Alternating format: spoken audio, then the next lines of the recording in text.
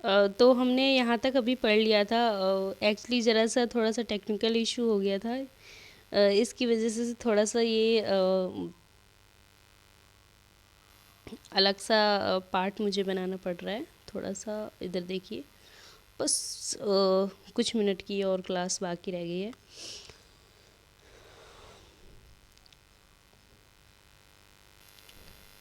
सूबेदार कहलाता था, ये हमने देख लिया। इसके अलावा जो प्रत्येक प्रांत में एक वित्तीय अधिकारी होता था जो दीवानी कहलाता था। कानून और व्यवस्था बनाए रखने के लिए सूबेदार को अन्य अफसरों का सहयोग प्राप्त था, जैसे कि बख्शी, सैनिक वेतन, शरद, धार्मिक और धर्मार्थ के लिए किए जाने वाले कार्यों का मंत्री, फौजदारी, ये सब एक अनेक प्रकार के पद थे जो अकबर के शासनकाल में इन प्रकार के पद थे और इस पे भिन्न भिन्न प्रकार के व्यक्ति आसीन थे। इन पदों के नाम दिए गए।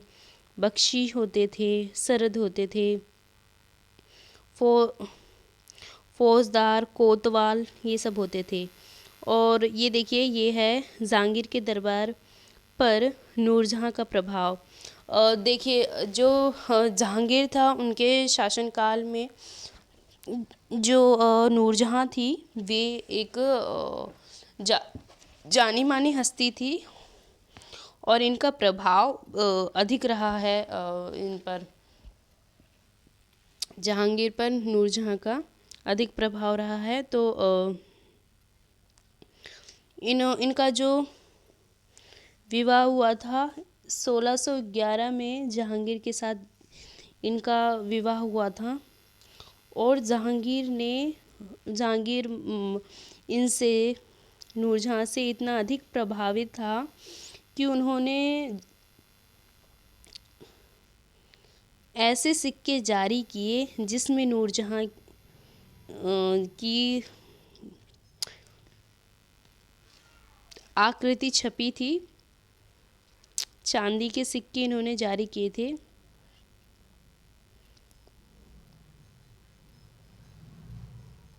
और उसमें क्या लिखा था, रानी के नाम के सिक्के चलवाए थे जिसमें लिखा था बेगम नूरजहाँ के नाम से गढ़ा हुआ सिक्का।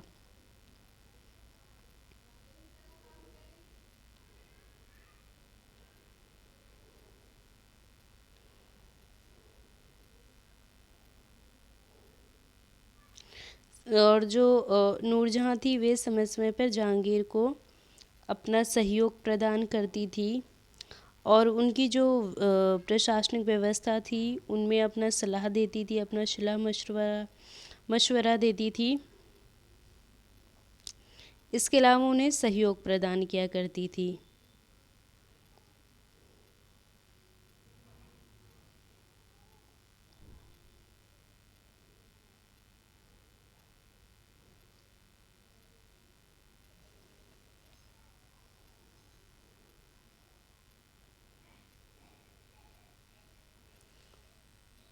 जिससे क्या हुआ, ऐसा माना जाता है कि शाहजहाँ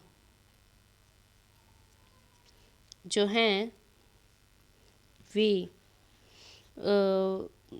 और जो नूरजहाँ है, वे नूरजहाँ जहांगीर के प्रभाव में आकर और अधिक उनका जो तेज है, अधिक मतलब व्यक्तिगत तेज उनका नहीं, जो सामाजिक दृष्टि में जो उनकी प्रतिष्ठा है, जो मान है, वो अधिक बढ़ गई थी।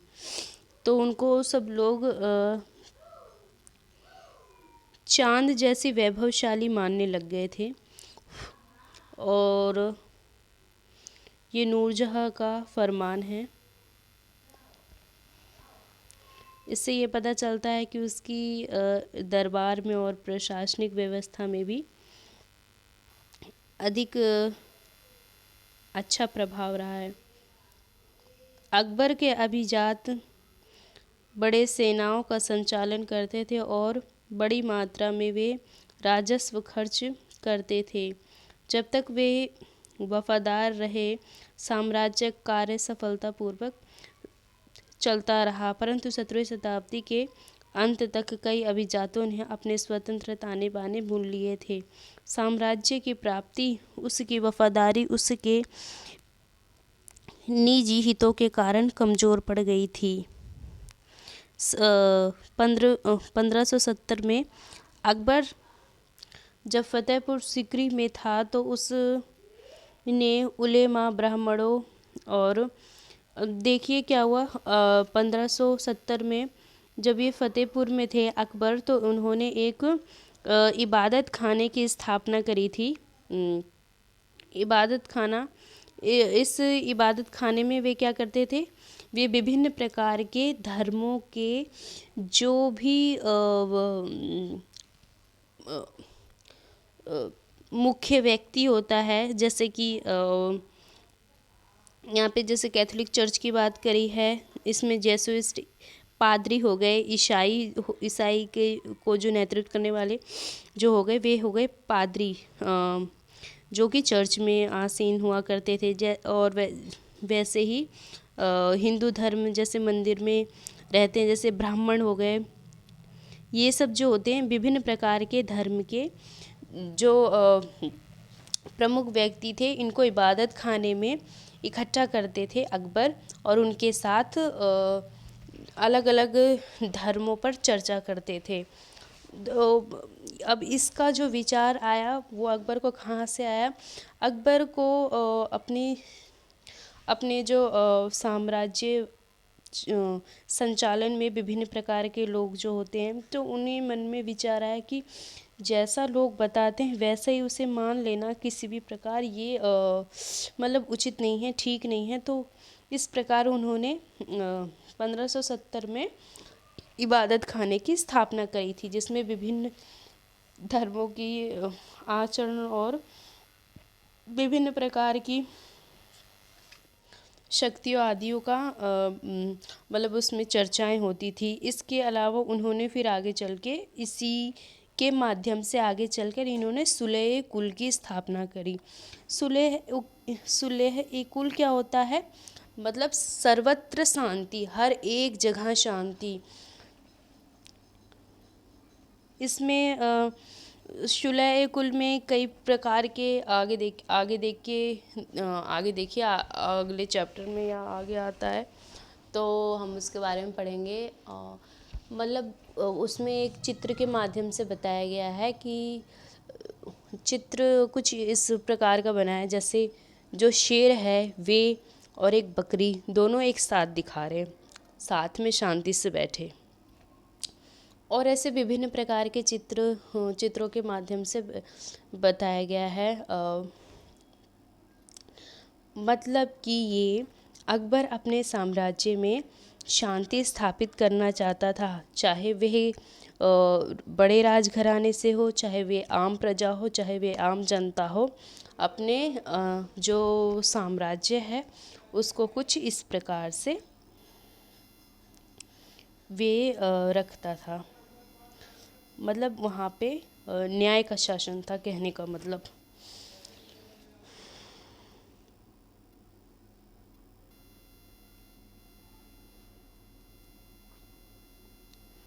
कि इबादत खाना में अकबर के साथ धर्मों के विद्वानों के साथ चर्चा करते हुए ये सारे जो हैं, ये इबादत खाने की तस्वीर है, ये अकबर है, और ये देखिए ये विभिन्न प्रकार के विद्वान हैं धार्मिक।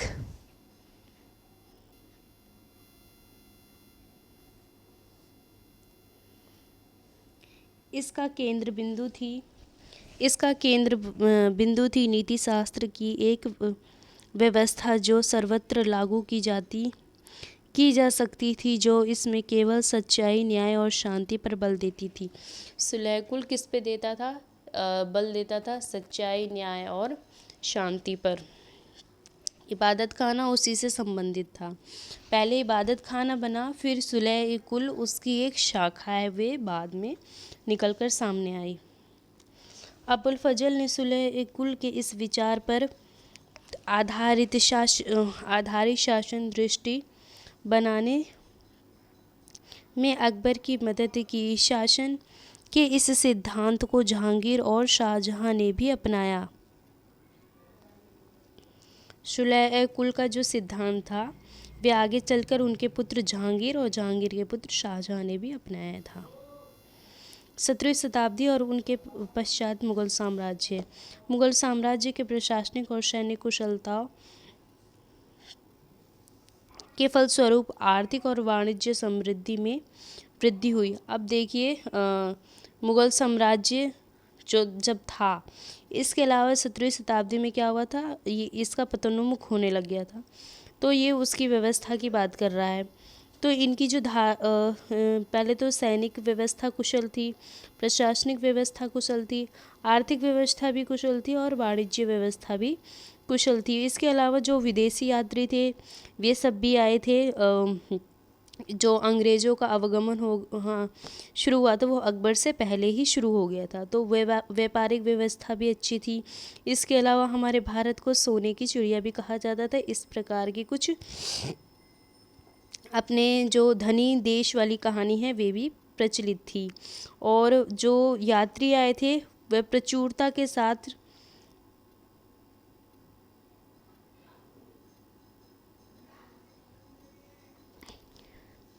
वे अपने देश को विभिन्न प्रकार से परिपूर्ण मानकर और देखकर वे अचंभित रह गए थे। वे अपने साथ, वे कौन थे, वे दरिद्र थे। कहने का मतलब जो एक दरिद्र का मतलब समझते होगे ना, जो दुख में रहता हो, कष्ट में रहता हो, कुछ ये। तो ये हमारे भारत को देख के बहुत अधिक अचंभित थे। लेकिन इसके अलावा साथ ही साथ समाज में सामाजिक असमानताएं भी बहुत अधिक दिखाई दे रही थी।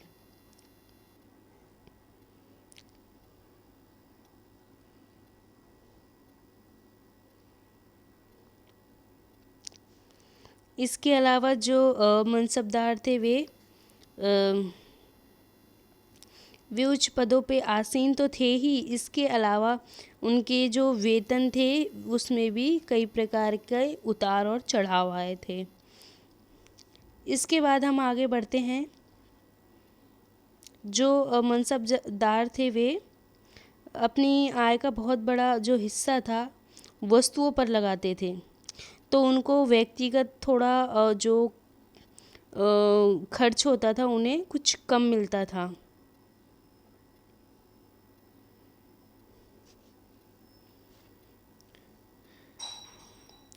इसके अलावा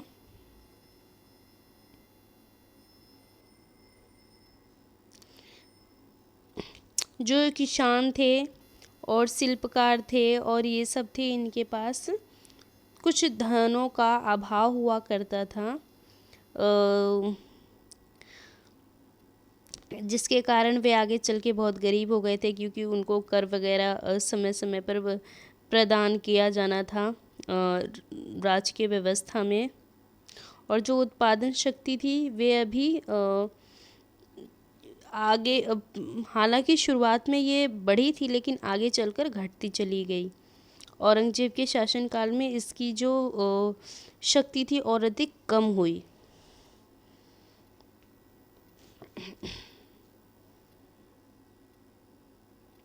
और जो मुगल शासक थे वे धीरे धीरे अपनी सत्ता को शक्तिशाली तो बनाने का इन्होंने प्रयत्न किया, लेकिन धीरे धीरे अब इसमें नए वंश की स्थापना हो रही थी। इसके अलावा विभिन्न प्रकार के जैसे कई जो स्थान थे इनके नियंत्रण से बाहर होते चले जा रहे थे, और कुछ ने तो अपने जो साम्राज्य के अपने जो राज्य की शक्ति थी कुछ पे तो इन्होंने पूर्ण रूप से नियंत्रण स्थापित कर लिया था, लेकिन जो कुछ ऐसे सरदार थे और जो राजस्व वसूलने वाले थे, जागीरदार थे, वो कुछ अधिक शक्तिशाली हुए और उन्होंने अधिक अपने आप को जो सम्राट था उससे अलग हटकर स्वतंत्र घोषित कर दिया और अपनी एक अलग सी राज्य की स्थापना कर दी। इस प्रकार 18वीं शताब्दी तक आते आते क्या हुआ, साम्राज्य में के जो प्रांत हुए अपनी स्वतंत्र राजनीतिक पहचान बना चुके थे। अब फिलहाल के लिए, अभी के लिए ये चैप्टर यहीं समाप्त होता है। आगे देखिए क्वेश्चन, मनसब कौन थे? हमने पढ़ा ना अभी, मनसब कौन थे? मनसब एक विशेष प्रकार का पद था, ठीक है। मंगोल कहाँ से आए थे? ये उज्बेक से। सिसोदिया राजपूत किससे संबंधित थे? मेवाड़ से।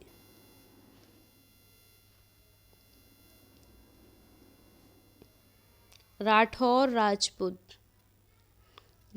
राजपूत भी ये थे मारवाड़ से संबंधित। नूरजहां किससे संबंधित है? जहांगीर से। सूबेदार अर्थात गवर्नर। रिक्त स्थान, डैश अकबर के सौतेले भाई मिर्जा हाकिम के राज्य की राजधानी थी। कौन सी ऐसी जिस पे उसने बाद में कब्जा कर लिया था? काबुल पे उसने बाद में कब्जा किया ना, जब उसके भाई की मृत्यु हो गई थी तब। काबुल जो थी अकबर के सौतेले भाई मिर्जा हाकिम की राजधानी थी। दक्कन के पांचों सुल्तान बरार, खानदेश, अहमदनगर डैश और डैश थे। बीजापुर भूल गए क्या? अभी हमने पढ़ा था।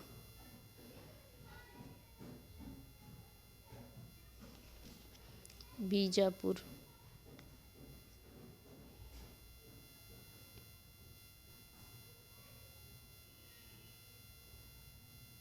और गोलकुंडा, जिसे बाद में मिला औरंगजेब ने अपने राज्य में मिला लिया था।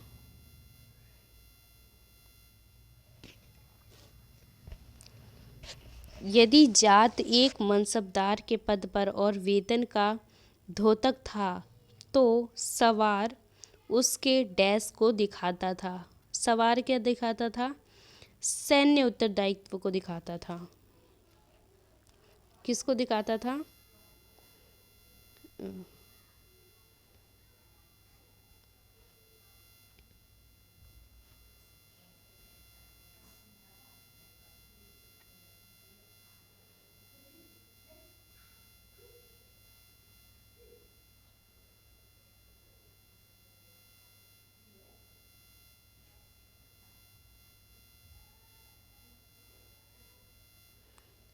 सैन्य उत्तरदायित्व को दिखाता था।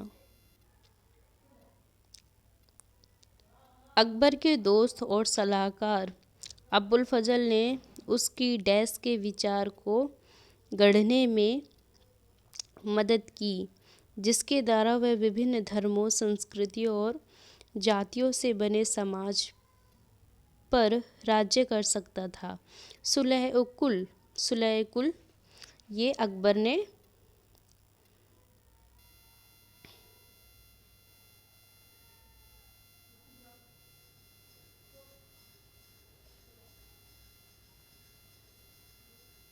अकबर और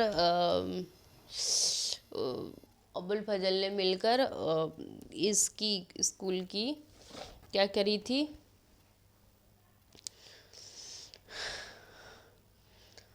एक अलग से इसकी व्यवस्था करी थी, जिससे वे अपने राज्य पर सफलतापूर्वक और साम्राज्य पर शासन कर सके, अपनी शक्ति को, अपने साम्राज्य को नियंत्रण में रख सके।